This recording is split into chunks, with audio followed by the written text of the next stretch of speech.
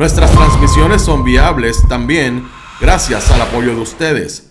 Pueden enviar sus donativos accediendo a bonitaradio.net.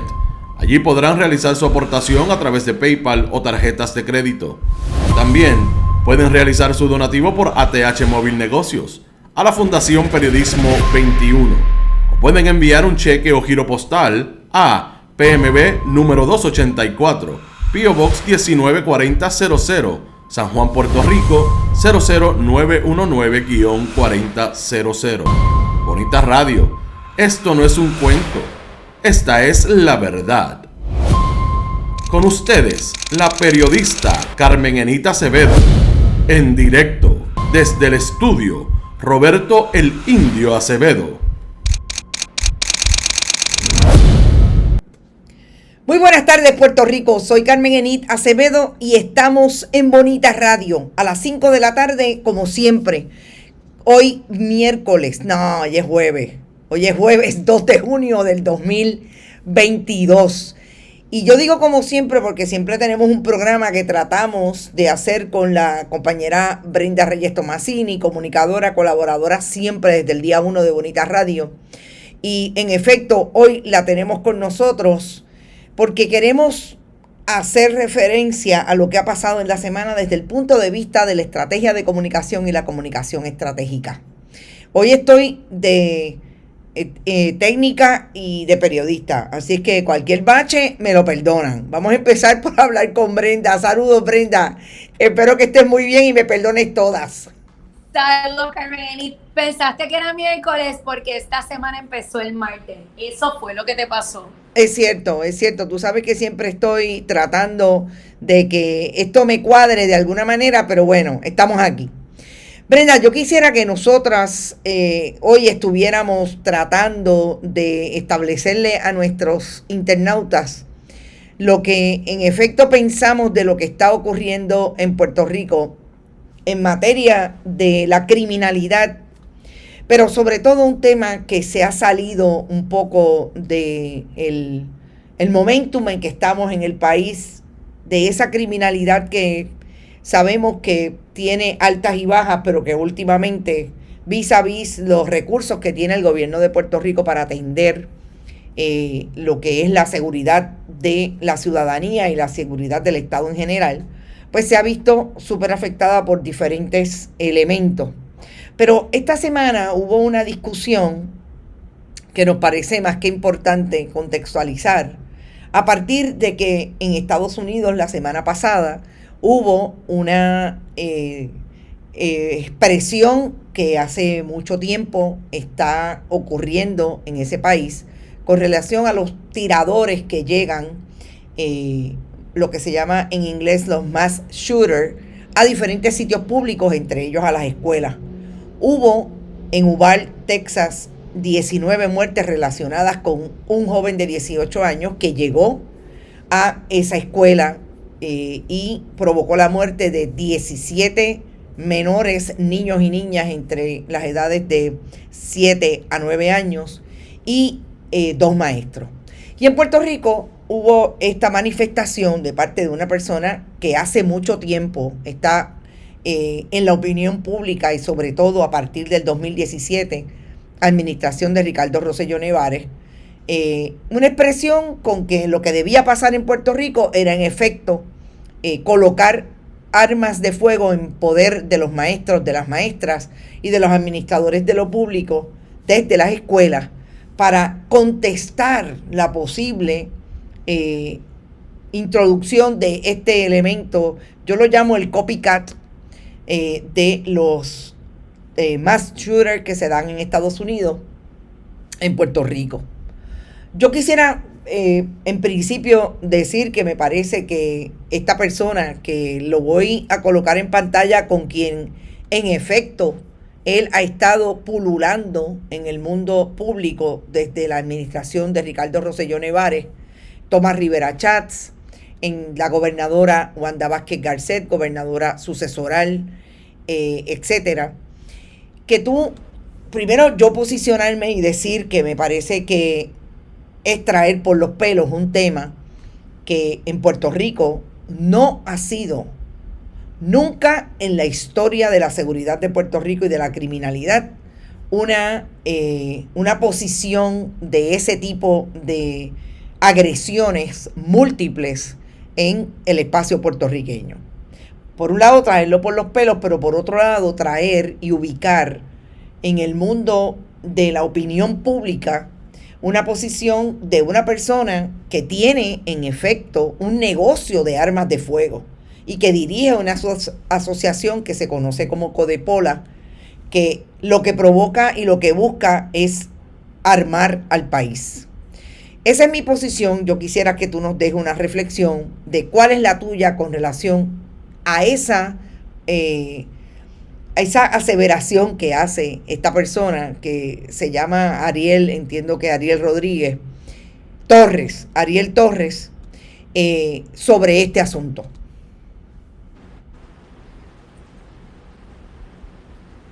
La pregunta sería básicamente esa: ¿cuál es tu posición con relación a lo que plantea esta persona? Mira, esta persona está solicitando que básicamente se enmiende la ley, un nuevo proyecto de ley. La ley de armas es la autoría de Partido Popular, Partido Nuevo Progresista. Uh-huh. Esto ya te indica que aquí hay contribución en algún sitio a ambos partidos políticos, porque esto se conoce, ¿verdad? Por cómo viene, cómo se presenta. Entonces, lo que plantea es que se permita que las personas tengan, ¿verdad?, 2 armas de fuego. En un país que está asediado por una guerra entre criminales y narcotraficantes que se matan a cualquier hora del día, y usted puede estar guiando su auto en la autopista, en una carretera, como le pasó recientemente a la gente en la Américo Miranda, y pum, pum, pum, tenemos un tiroteo. Contrario a lo que se mueve la discusión pública en los Estados Unidos, que se está buscando una mayor seguridad en las escuelas y en este tipo de lugar, ¿verdad? Uh-huh. Que se combata este tipo de crimen donde llega un loco y dispara, que eso no pasa en Puerto Rico.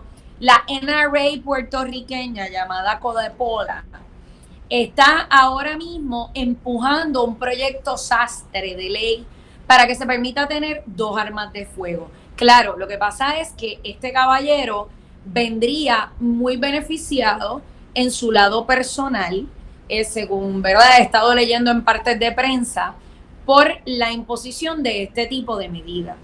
Entonces, ¿cómo lo podemos agarrar? Pues mira, el gobernador de Puerto Rico, Pedro Pierluisi, esta semana ha estado en la capital federal solicitando ayuda de las autoridades federales en diferentes frentes, ¿no?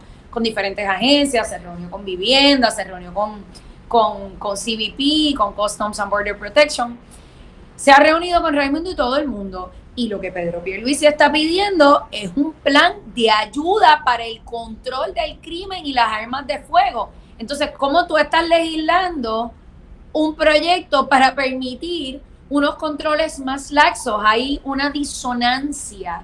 Exacto. Entre el mensaje que quiere llevar el gobernador, que él y Alexis Torres necesitan mayores recursos y ayuda de las entidades federales para combatir el crimen en Puerto Rico, que sabemos que el crimen se da por una guerra de puntos de droga, de narcotráfico, vis a vis el que la persona tenga 2 armas de fuego.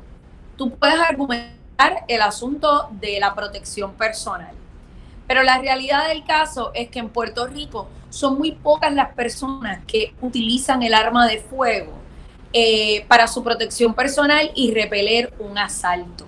Estamos hablando que ayer, entiendo, salió una nota en los periódicos del país con un memo interno dentro de la policía de Puerto Rico, donde una de estas organizaciones criminales está haciendo una amenaza de matar, no a 1, a 2 policías, porque como le mataron a uno de los de ellos, pues ellos van a tomar represalia. O se escuchó, ¿verdad?, una conversación de una persona que indica que va a tomar represalia asesinando a 2 policías. Días recientes vimos el caso de Rafi Pina, donde habían armas que estaban truqueadas, trampeadas. O sea, Puerto Rico tiene una cultura de violencia y de armas de fuego que hay que acabarla. Y pues obviamente desde el punto de vista del análisis de lo que está sucediendo con el gobernador, ahora mismo que ha hecho esa petición de auxilio, pues es totalmente disonante. Te aclaro que Codepola le dedicó su última convención en abril a este personaje llamado Narmito. Luis Ortiz. Luis Ortiz, alias Narmito, que es un representante de un lugar donde casualmente se quiere establecer un campo de tiro, que es en la zona de Guayama Salinas, que en Guayama hay, entiendo, un campo de tiro y ya hay 2 en Salinas. Y esta persona fue reconocida recientemente, casualmente, es representante de esa zona donde se pretende establecer un campo de tiro que atenta con el bienestar de las comunidades, y se hizo, ¿verdad? Toda una intervención mediática de parte de las comunidades. Ellos estuvieron dando a la prensa la información de lo que allí se pretendía hacer.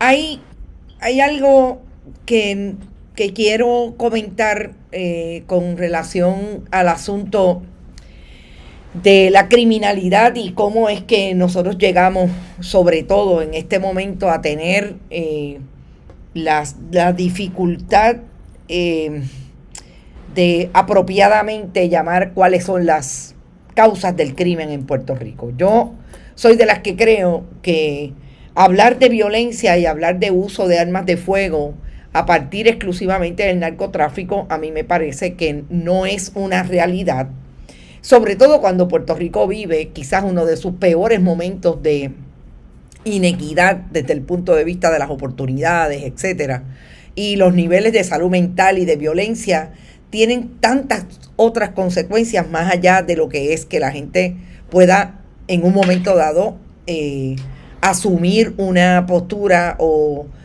asumir el narcotráfico como una oportunidad de acceder al dinero.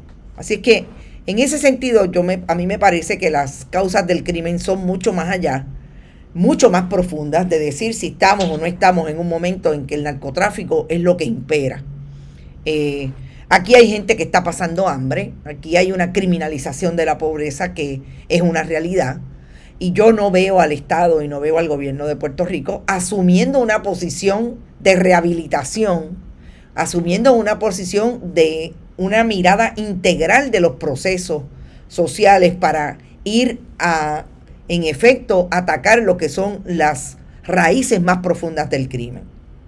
Por un lado eso, y por un lado el asunto de que este hombre quiera utilizar lo que es precisamente su negocio para ir a interferir con una mirada totalmente violenta de cómo ir a manejar un problema social que muy bien puede estar asociado, en el caso de una persona que llega a sencillamente abrir, disparar sin ninguna estructura de ir a buscar a alguien, sencillamente abrir fuego contra el que esté, que muy bien puede estar asociada al discrimen, al prejuicio. En el caso de Estados Unidos lo vemos claramente, pero que eso no es un problema en Puerto Rico.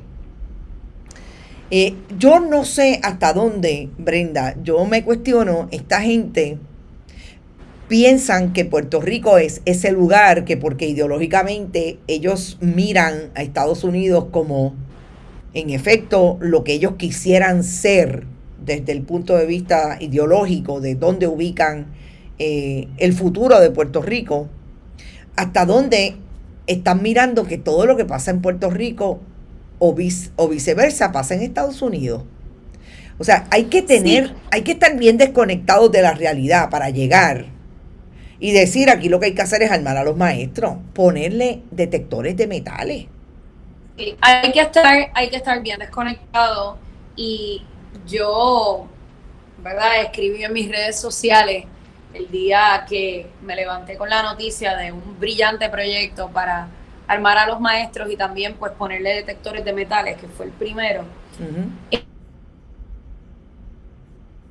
Inclusión que ya se estaban incorporando mientras yo leía esa noticia, se estaban incorporando empresas para estos detectores de metales, porque sabemos que esta es la isla de la ley que no se cumple y el truco que siempre se hace. Exacto. O sea, y hay unos niveles de impunidad que pues los hemos visto y tenemos, ¿verdad?, que agarrarlo por ese lado, por la cuestión de la integración de empresas, porque lo hemos visto en otros casos, que vamos al tracto noticioso, buscamos la historia noticiosa, salió la noticia, rápido se incorporó alguien. Ha pasado, lo hemos visto. Lo otro es, tú bien mencionas el aspecto social. Nos estamos modelando con otro ejemplo social. La realidad histórica y cultural de Puerto Rico es muy distinta. Exacto. En Estados Unidos mucha gente se arma y tiene un arma de fuego porque hay grandes extensiones de terreno donde tú no tienes un vecino, donde tienes una plantación, un sembradío, donde tienes unas condiciones inhóspitas, ¿verdad? Lugares, cabañas. Y entonces, pues, esa tradición de armarse viene, ¿verdad? Data de muchos años en los Estados Unidos, data bueno, empezó yo creo que en las colonias.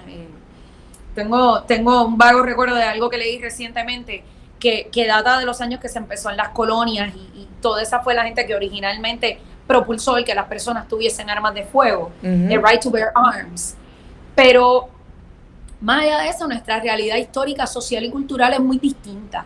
Puerto Rico es una isla, lo que tiene el trasiego de drogas por todo el 100 por 35 de nuestro archipiélago y Vieques y Culebra, porque sabemos que mucha droga entra por la zona de la isla de Vieques.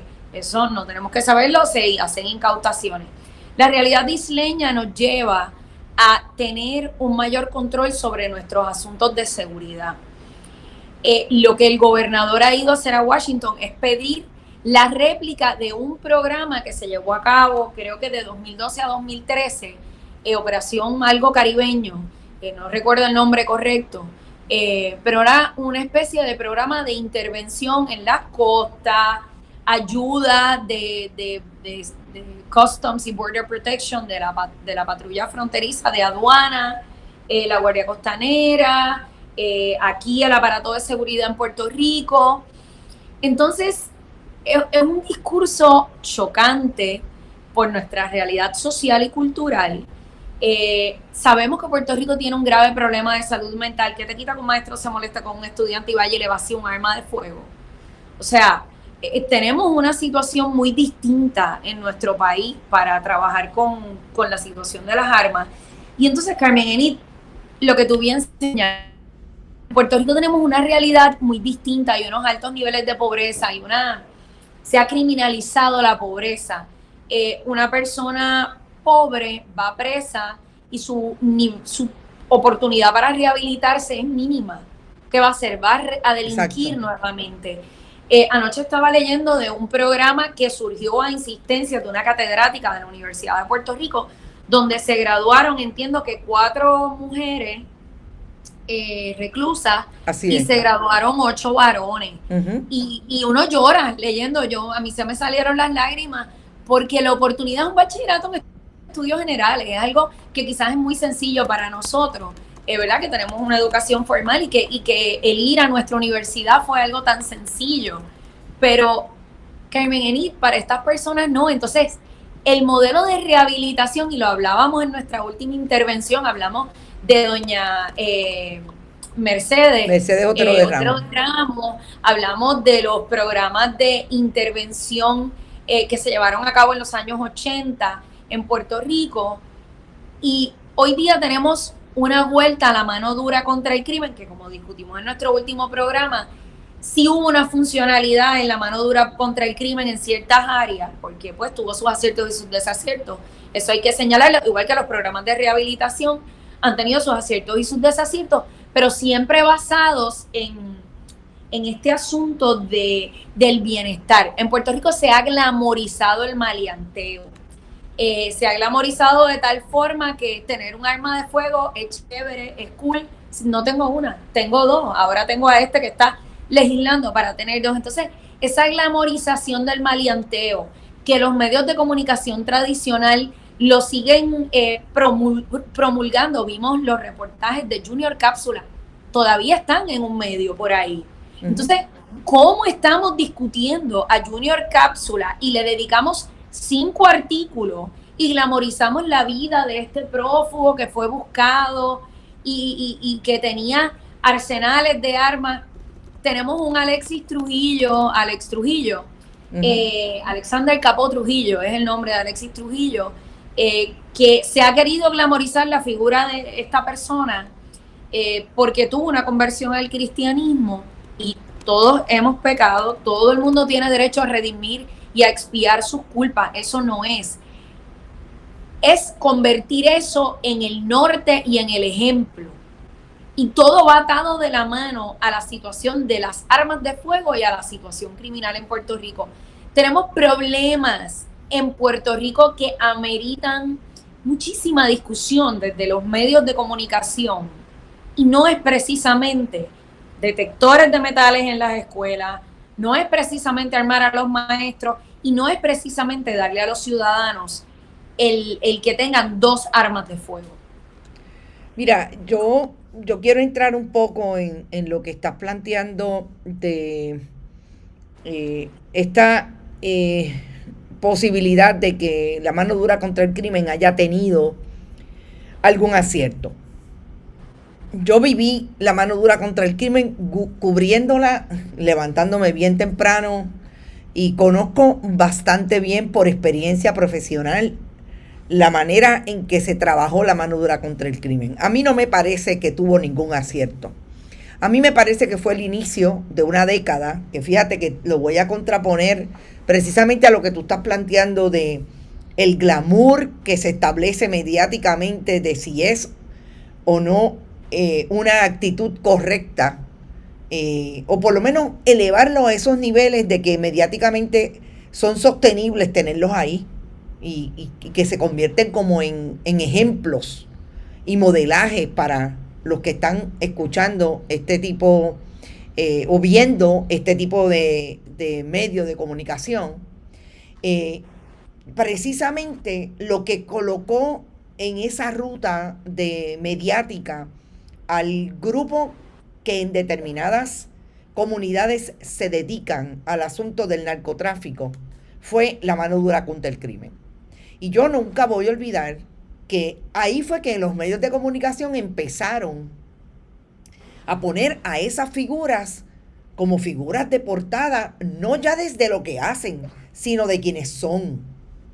O sea que es interesante que nosotros estemos mirando ese momentum en que Pedro Tonedo y Pedro Rosselló González elevaron el asunto del crimen al nivel de donde se ubicaban las grandes figuras de las que hablábamos.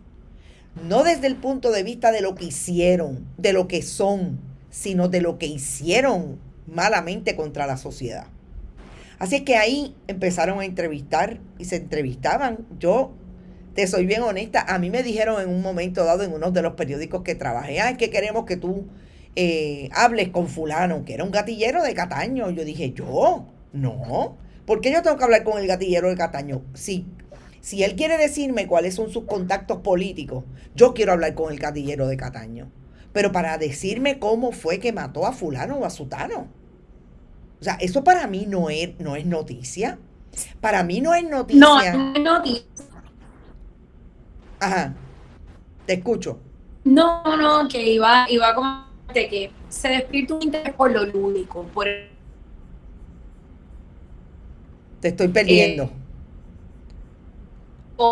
Han marcado la pauta, la venta, con ese tipo de figura que despierte el interés. O sea, vamos a ser realistas. Ellos están buscando capturar un público, y tú ves las novelas de los narcos y las mujeres, las muñecas de la mafia, y tú viste que si hace poco asesinaron a una que había sido pareja de un narco, y detallan todas las operaciones que se había hecho y todas las carteras Louis Vuitton que se compró. O sea, hay una glamorización hacia ese estilo de vida. Cuando yo te comento, voy a retrotraer un poco la conversación hacia atrás de los aciertos y los desaciertos de la mano dura contra el crimen, es porque muchas veces me he sentado con gente de algunas comunidades y me indican, no, porque cuando estaba el programa de la mano dura contra el crimen, pues ellos sentían una seguridad. Yo no les puedo quitar ese sentido de seguridad, no me corresponde a mí, claro está, ¿verdad? Claro. Yo tengo que no es ser empática, pero ser consciente que ellos vivieron una cierta seguridad, ellos, no yo. Yo viví un Puerto Rico donde a mí, en casa, nos asaltaron a mano de pistola, hice el cuento, en otro programa hice la historia, pero yo creo que lo que está pasando hoy día con ese frenesí de poseer armas de fuego y de normalizar el crimen, la adquisición de armas de fuego, el enseñarle que la gente tiene que estar armada y disparar, tiene que ver mucho con el papel de los medios de comunicación en, como tú bien mencionas, en elevar esas figuras del narcotráfico y darle la exposición de una figura sensacional, de los, como te digo, mueve lo lúdico, el morbo, vender una entrevista de Junior Cápsula, ¿quién era Junior Cápsula? Hay una generación que no sabe quién era Junior Cápsula. Necesitamos que sepan quién es Junior Cápsula. La respuesta es no. No lo necesitamos, a menos que sean estudiantes de justicia criminal, que vayan a estudiar Yo te voy a decir por qué necesitan saber quién es Junior Cápsula. Y me parece importante porque estamos hablando de estrategia de comunicación y de intervención mediática. Porque Junior Cápsula tenía grandes contactos y tiene, porque está vivo, con el Partido Nuevo Progresista y precisamente fue una de las partes que yo no vi en esa historia. Si tú me dices a mí lo que realmente es importante destacar de la figura de Junior Cápsula, claro, es lo que es un hecho, Brenda, es que nadie se lo inventó. Ahí están las historias, ahí están las investigaciones, las hice desde el primer día y doy fe porque las hice, fui parte de eso. De hecho, yo tengo que decirte que nadie en Puerto Rico trajo lo que nosotros trajimos en el 2009-2010 y eso nos lo cubrió porque estábamos en un momento en que no estábamos haciendo Bonita Radio todavía. Y yo me acuerdo que yo tenía un programa de radio tradicional que lo traje y la que entonces era editora de Primera Hora, Adria Cruz, fue la única que trajo aquella historia porque en aquel momento Carmen Enita había hecho una investigación porque yo conozco a Junior Cápsula desde que en efecto fue acusado y convicto por el asesinato de Nandy el Gruero. Claro, pero... Si tú me dices por qué era importante traerlo, por eso. Por eso pero te no por dije.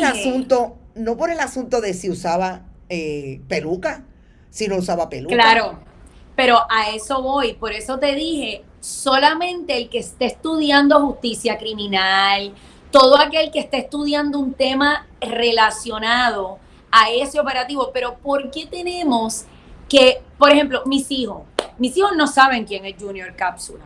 Mis niños no saben quién es Junior Cápsula. Pero es que la noticia es que el narcotráfico tiene contacto con un partido político. Claro. Eso no es importante para todos los ciudadanos que van a ir a votar. Pregunto. Claro, eso es importante, pero lo que te quiero destacar es que la cobertura noticiosa que todavía está presente en un medio tradicional va al morbo, claro, va a lo liviano, a lo light, a la falta de masa crítica, como le llamo yo, a lo que a ese interés farandulero. Ay, la más amada, Zobeida. ¿A quién rayos le importa? ¿A quién rayos le importa que Zobeida era la más amada? Lo que nos debe importar de Junior Cápsula, 1, es cómo burló la seguridad del Estado. Claro. 2, ¿cómo fue que escapó? ¿Por qué burló la seguridad del Estado? 3, ¿quiénes eran los nexos de Junior Cápsula que pudo estar escondido tanto tiempo? Exacto. Pero no es lo que destaca el medio tradicional. Claro. No es eso. Entonces, esa glamorización que le están dando a estas generaciones de estas figuras del narco. De la vida criminal. Claro, es que glamorizan, esta figura que burló a las autoridades federales, estatales durante muchísimos años, y le estás diciendo, tú lo puedes hacer también. Ten par de armas de fuego, llévate esta vida como el ejemplo de la vida que tienes. Mientras tanto, aquí no hay una inversión en las escuelas, en los programas de rehabilitación, y nosotros, y en una cultura de paz, pero claro, eso soy yo a nivel personal, que creo que debemos promover en nuestros hogares una cultura de paz donde los problemas se dialoguen, hay una comunicación efectiva, y no tengamos esos encontronazos, porque hemos visto mucha violencia intrafamiliar en Puerto Rico. En estos días, un joven en Arecibo mató a su progenitor y fue y le dijo a la mamá, y era un joven que era un veterano y que necesitaba mucha ayuda, este joven. O sea, tenía acceso a un arma de fuego, tenemos el problema de salud mental, violencia intrafamiliar, tienes todos los elementos. Entonces, por eso digo que la colaboración del medio de comunicación debe de ir dirigida al ángulo de la investigación y no debe ir a la glamorización de la figura. Yo estoy totalmente de acuerdo contigo y confieso que me quedé un poco atónita de que esa no fuera la perspectiva que diera la historia. Yo estoy también de acuerdo contigo de que se hace porque hay un precepto planteado desde algunos editores o medios de comunicación de que esas son las historias de esa manera que van a provocar mayor cantidad de lectores. Yo estoy totalmente en desacuerdo. Exacto, para mí es una idea totalmente errónea de lo que es la función o debe ser la función y sobre todo de esta misma discusión. O sea, ¿qué es lo que estamos proponiendo que el país lea, que el país consuma, que el país mire, que el país se entere? ¿Cuál es la historia que realmente el país debería tener para sacar sus propias conclusiones de lo que ha pasado con relación a una figura que en efecto viola la ley y que mantiene a unos sectores, incluida a su familia? Oye, el padre de Junior Cápsula lo mataron precisamente por su vida delictiva. Sí. A los 74 años, una persona con Alzheimer.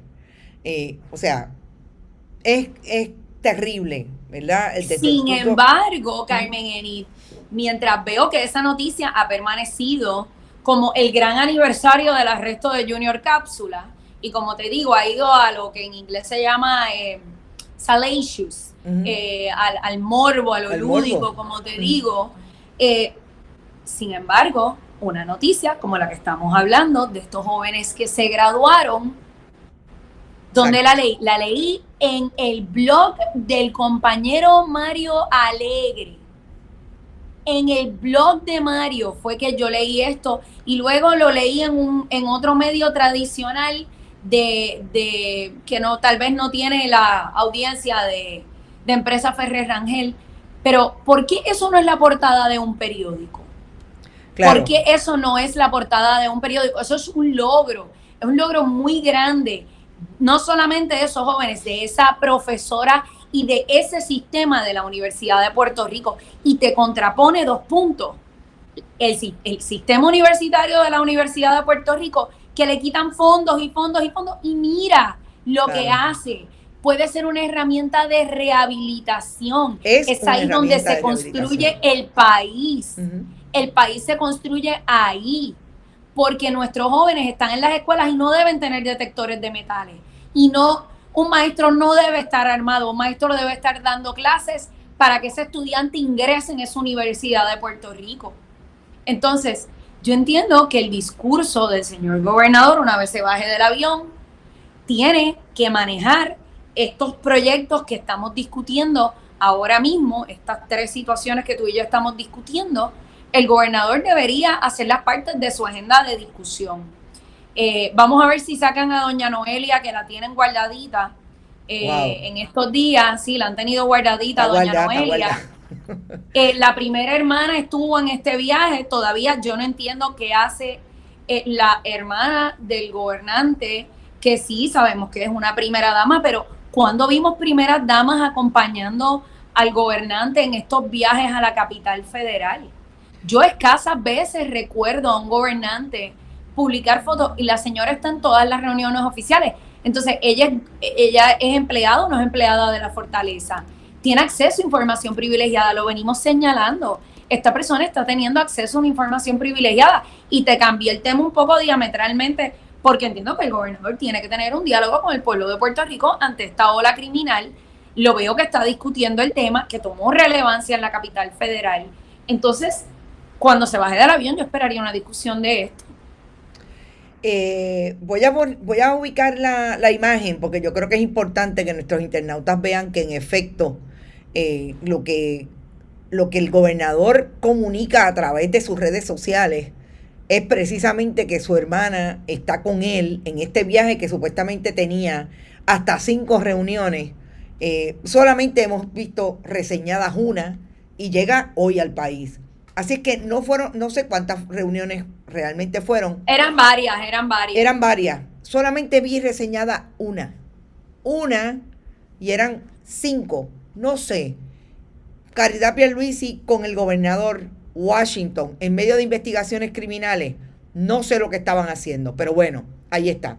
Yo no quiero que se me vaya una posibilidad de hacer un comentario cuando hablas de este asunto de que tú te has reunido con personas de comunidades que hablan del confort o la comodidad que podían seguir, incluso la seguridad que podían sentir en el momento de la mano dura contra el crimen.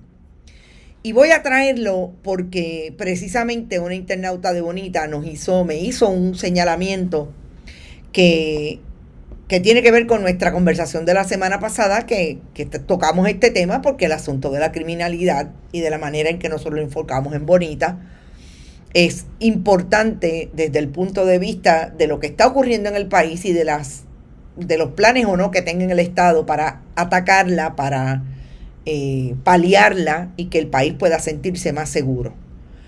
Siempre hemos hablado, y aquí lo hablamos, de las diferencias entre los proyectos de uno u otro gobierno, entre un proyecto de rehabilitación, pero sobre todo un proyecto de integrar diferentes saberes y atender el problema de la criminalidad desde el punto de vista holístico y transversal, interdisciplinario.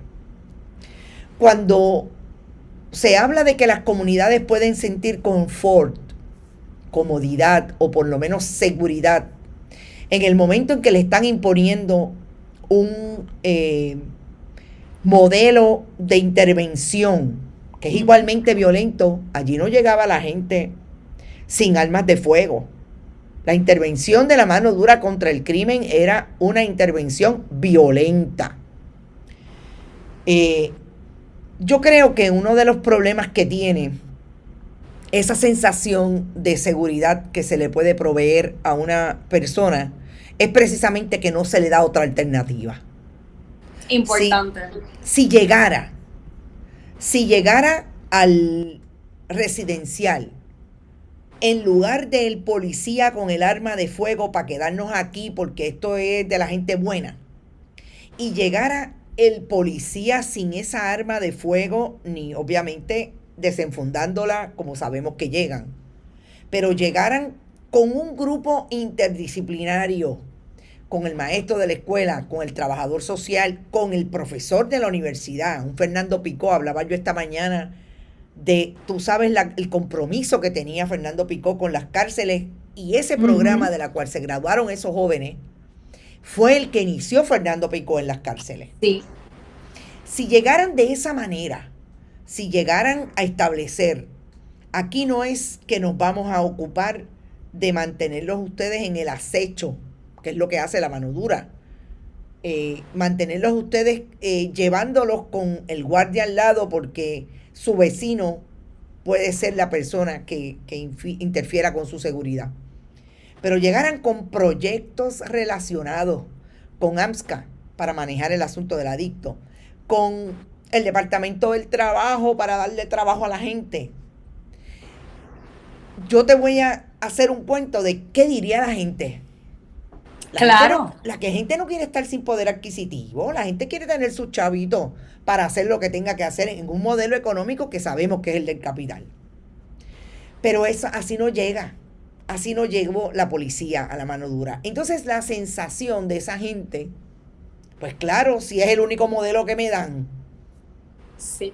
si me dan uno solo, me creo que en efecto Claro, estoy las segura. comunidades tienen mucho poder y la organización comunitaria, yo he visto muchos ejemplos de comunidades a través de todo Puerto Rico Ujú. y esos modelos de organización comunitaria, y creo que lo hablamos en el programa pasado que estuve, que indiqué que si los involucramos en asuntos ambientales, en asuntos de calidad de Claro. vida, en causas comunes. Cuando las comunidades se unen en causas comunes, tú tienes un elemento aglutinador en la comunidad que nada tiene que ver con esta conducta exógena que es la del crimen. Hay elementos, entonces se da los buenos somos más, y aquí mandamos los buenos, no mandan los malos. Yo te puedo señalar el caso de Pedro Carrión en Cataño, líder comunitario de la Ciénaga Las Cucharillas. Yo recuerdo la primera vez que yo fui a casa de Pedro, hace casi 20 años, había un punto de drogas en el lugar. Y hoy día existe un punto de droga externo, pero no está dentro de la comunidad. Pedro llegó allí con unos programas de intervención ambiental para que las comunidades se apoderaran de su espacio, tuviesen una mejor calidad de vida, lucharan por una mejor salud pública. Lograron la designación de una reserva donde su organización ambiental hace un comanejo con el Departamento de Recursos Naturales y Ambientales. Y esto es una historia muy conocida en Cataño. Así que yo creo que las comunidades tienen ese poder de organizarse. El gobernador tiene que poner oído en tierra y la comunicación tiene que darse del interior de las comunidades. Lo hablamos la vez pasada, escuchar. Oye, ese modelo de los famosos town hall meetings, que en Puerto Rico ya casi no se usa, se hacen las vistas públicas. El town hall meeting funciona. Esas reuniones con las juntas de las comunidades. Es muy importante encontrar cuáles son los problemas comunes y entablar ese diálogo entre el emisor y el receptor en la búsqueda de las soluciones. El receptor puede que tenga una solución, pero los emisores de esa comunicación, de esas preocupaciones, puede que ya estén planteando las soluciones y el receptor ser el facilitador de lograr esas soluciones dentro de la comunidad. Destacaba esa intervención muy puntual del programa de la Universidad de Puerto Rico, porque yo creo que ahí estamos viendo una inversión muy grande que tenemos que hacer en nuestra universidad. Le estamos dando una línea completa a la universidad, por dónde irse, qué programas desarrollar.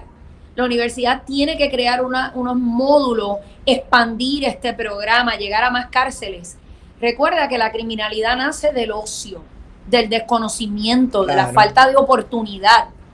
Entonces, tenemos una agenda que el gobierno tiene que ir trabajando fuertemente para lograr esas comunicaciones dentro de las comunidades, fuera de las comunidades, como te dije, con los municipios y el aparato de seguridad, y tiene que llegar hacia arriba, hacia el gobernador, y entonces el gobernador ser esa figura que imparta esas directrices para de una vez y por todas acabar con la criminalidad en nuestras comunidades, lograr una reducción en esa tasa de criminalidad. Por otra parte, Carmen Eniti, lo hemos dicho, no podemos olvidar la demografía de Puerto Rico.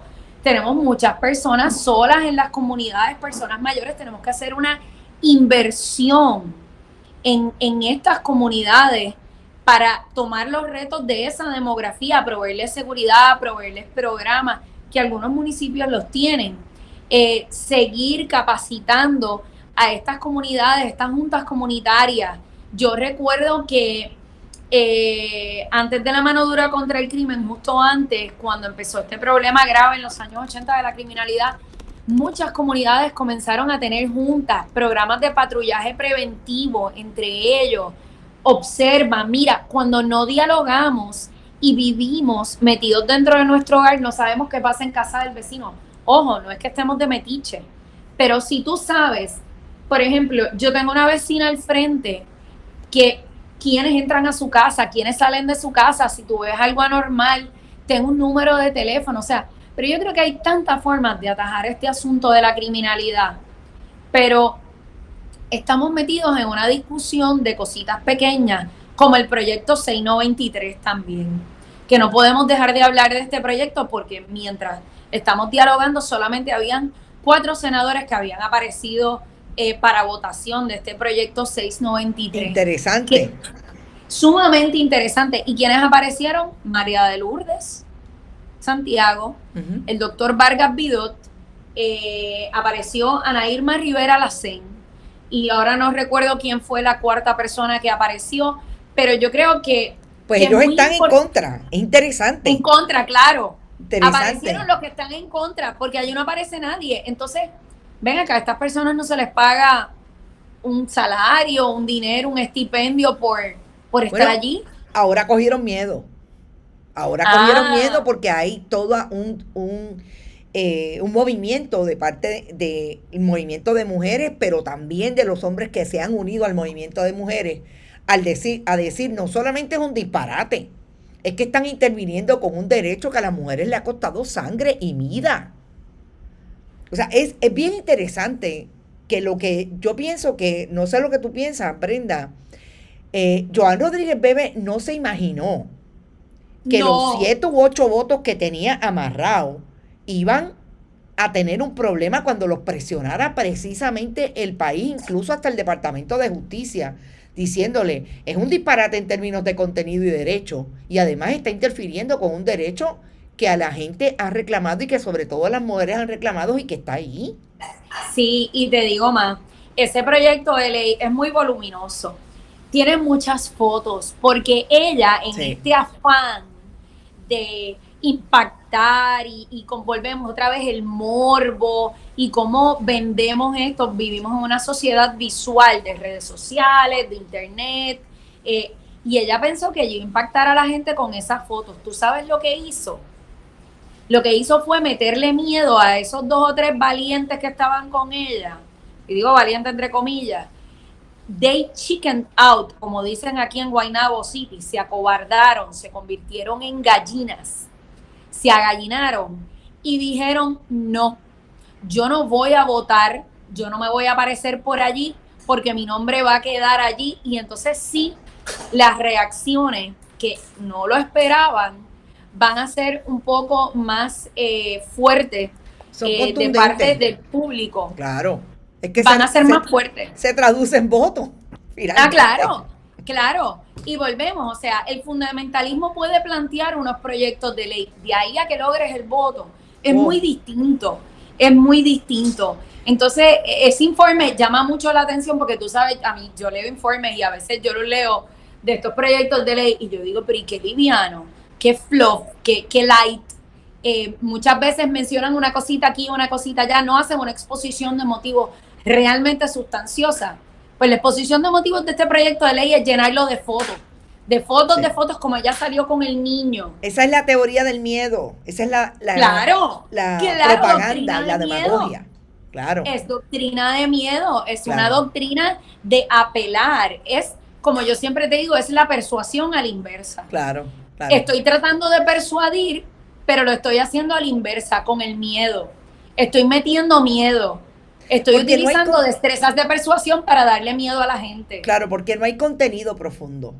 Porque no voy al hecho mismo. Para empezar, ese proyecto, además de técnicamente errado en derecho, dicho por el secretario del Departamento de Justicia, tiene un problema adicional que miente cuando dice que hay un problema en Puerto Rico de abortos hasta las 22 semanas.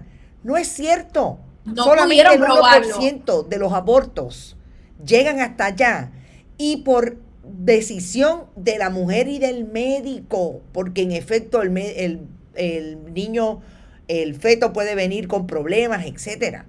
O sea, miente desde el mismo propósito para cambiar la legislación, precisamente porque lo único que le interesa es complacer a los fundamentalistas religiosos. No hay transparencia, no hay hechos. Mira, todo en la vida, y lo he reiterado montones de veces, debe sustentarse en hechos y en datos. en información relevante que podamos cuantificar con números, llevarlo a porcentajes contextualizados. Entonces, tú estás legislando para un 1% de la población, tú estás legislando para un 1% de unos casos. O sea, es bien patético que se destinen recursos del fisco. Claro. Y no solamente eso, que se abra una discusión, que fue bueno que se abriera. Fue muy bueno que se abriera. Súper importante.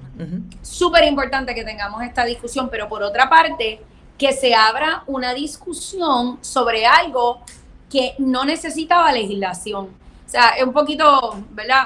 Estoy siendo un poquito irónica, pero es que este proyecto, que se hayan aparecido 4 personas al momento que tú y yo estamos dialogando, es una cosa bien llamativa. Bueno, a mí me parece que es importante desde el punto de vista que sigue poniendo al descubierto cuál es la propuesta legislativa que tiene Joan Rodríguez Bebe, que es exclusivamente llegar a las elecciones en el 2024, claro, por el favor del fundamentalismo religioso, que los números que ella tiene es que son más. A mí me parece que esta es una gran pérdida para Proyecto Dignidad si finalmente no se logra. Eso mismo y para Joan Rodríguez Bebe, y eso va a ser así porque el overkill, como le dicen los gringos y le diría doña María en country, ha sido demasiado brutal y ya este país no está para estrategias que no solamente son demagógicas y de propaganda, sino que el país tiene innumerables crisis y fogones prendidos por cualquier esquina, y Proyecto Dignidad y Joan Rodríguez Bebe no hablan del asunto. Si quieren defender a los menores, que los defiendan frente al problema que tienen los menores en sus casas con relación a la violencia sexual, al maltrato físico. Si quieren defender a la mayor parte de la población, que defiendan como están viviendo los pobres en las diferentes comunidades. Si quieren hacer un verdadero cambio, hablemos de perspectiva de género, claro, inclusión en los currículos escolares y en nuestras propias familias, porque en la familia y los padres somos la base de muchas cosas que hacen los hijos en la vida, los abuelos que están criando nietos. Yo creo que claro, volviendo al tema de la rehabilitación, yo creo que la estrategia tanto de Proyecto Dignidad como la de el proyecto de las armas de fuego que beneficia a Codepola, son estrategias que se plantean desde nuestra Casa de las Leyes, que están erradas porque van para unos beneficios a un % mínimo para atajar problemas inexistentes, como digo yo. Es legislación sastre para problemas inexistentes, cuando nuestra discusión debe ser a la violencia intrafamiliar. Los programas de ayuda deben ser a rehabilitación, los programas de ayuda deben ser a esas mujeres que tienen niños con problemas, que llevaron su embarazo a término, encontraron una situación, no tienes servicio eléctrico y tu hijo depende de una máquina. Claro. Pues para eso, la superheroína que aparece y desaparece en TikTok, Joan Rodríguez Bebe, porque sabemos de sus TikToks, ella debería estar allí disponible, apoyando, ayudando, legislando para que estas personas tengan un techo seguro, tengan suministro eléctrico, hayan baterías y paneles solares en esas residencias. Para eso es que están ellos, no están para esas legislaciones desastres. Transparencia, la gestión gubernamental exige transparencia. Claro. El electo siempre tiene que deberse a una persona, al pueblo, que fue quien lo colocó allí. No se va a legislar para intereses individuales. Claro. Bueno, ya tengo que recoger. Nosotros nos tenemos que ir. Te agradezco, Brenda. Tuvimos una gran discusión. Yo creo que el asunto de la criminalidad es súper importante traerlo con los ejemplos que estamos viendo hoy, con las experiencias que hemos tenido del pasado, los contextos, que tú sabes que hablamos siempre de eso, porque realmente si no hablamos desde el contexto, yo creo que estaríamos haciendo lo que mucha gente hace en los proyectos mediáticos, que es Carmen, tocar por encima y no profundizar. Cruzamos perspectivas. Mira, yo Exacto. creo que la discusión se enriquece porque yo tengo unas experiencias como profesional, tú tienes otra.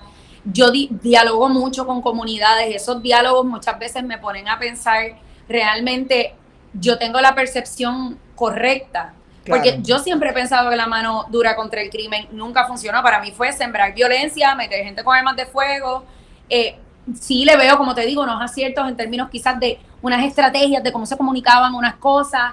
Y hay gente que le ve unos aciertos porque sentí una seguridad en sus comunidades. No es mi experiencia, pero tampoco la puedo invalidar, la tengo que escuchar, porque de ese diálogo, hablar de figuras históricas como hemos hecho en las últimas 2 intervenciones, donde vimos otras apuestas distintas, enseñarle a otra generación, claro, gente joven que sí nos escucha, que hay estas figuras, que busquen y que lean, que hay otras formas de atajar claro. esto que vivimos.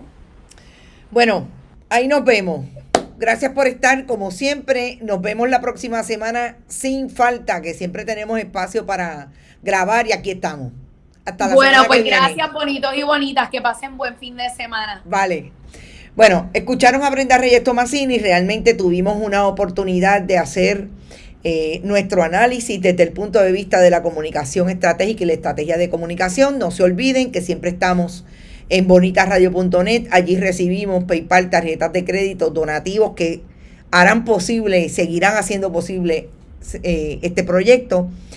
Buen Vecino Café, las cooperativas Abraham Rosa, Vega Alta Coop, la cooperativa Manuel Seno Gandía y Juana Díaz Coop son nuestros auspiciadores hasta el momento. Siempre vayan a Fundación Periodismo 21 en su ATH móvil si les parece y quieren donar y también aportar desde ahí. Y la fundación recibe cheques, giros postales a nombre de la fundación PMB 284, PO Box 194000, San Juan, Puerto Rico 00919-4000.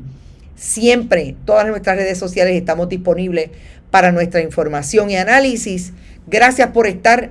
Nos vemos mañana a las 8 de la mañana en Bonita Radio, Noticias con Café. Que la pasen bien. Hasta mañana.